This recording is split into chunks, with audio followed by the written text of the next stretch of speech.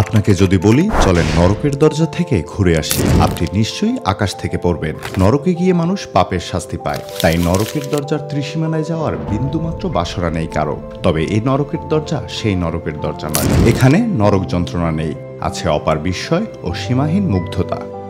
আপনি যদি ভূপর্যটক হন, সম্ভব হলে নরকের দরজায় অবশ্যই একবার যাবেন। হলফ করে বলা যায়, নরকের দরজার কাছে গিয়ে আপনি মন্ত্রমুগ্ধ হয়ে যাবেন। মধ্য এশিয়ার দেশ তুর্কমেনিস্তান, যেটি একসময় ছিল সোভিয়েত ইউনিয়নের অঙ্গ।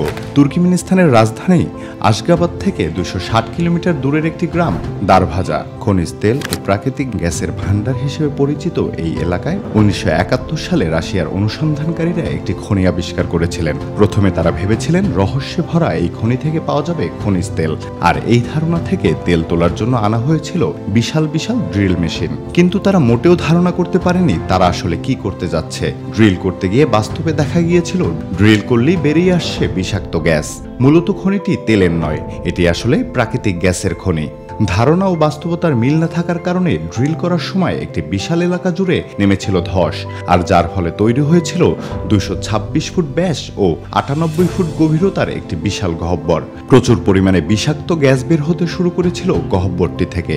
পরে গবেষণায় জানা যায় গ্যাসটি হলো মিথেন, আর খনি থেকে বেরিয়ে আসা এই মিথেন গ্যাসের বিষক্রিয়ায় মারা যেতে শুরু করেছিল পশু পাখি, এমনকি মৃত্যু ভয়ে পালাতে শুরু করেছিলেন আশেপাশের গ্রামের মানুষ।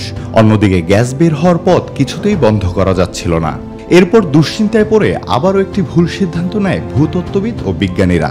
স্থানীয় মানুষ, পশু পাখি, কীটপতঙ্গ ও পরিবেশকে বাঁচাতে আগুন ধরিয়ে দেয়া হয় বিশাল গহ্বরটি থেকে বেরিয়ে আসা মিথেন গ্যাসে।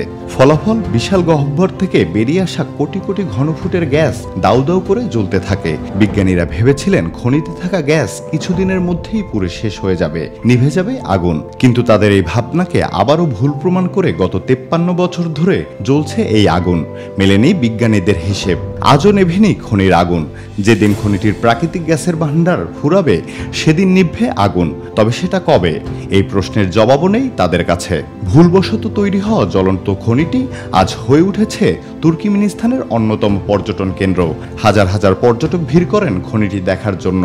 তারাই খনিটির নাম দিয়েছিলেন নরকের দরজা। তবে উত্তপের কারণে খুব কাছে যাওয়া যায় না, আর গেলেও 10-12 মিনিটের বেশি অবস্থান করা যায় না। তুর্কমেনিস্তানের রাজধানী আশগাবাদের ইন্টারন্যাশনাল বাস স্ট্যান্ড থেকে বাস বা ট্যাক্সি করে 3 ঘন্টায় পৌঁছে যেতে পারবেন দারভাজা বাস স্ট্যান্ডে।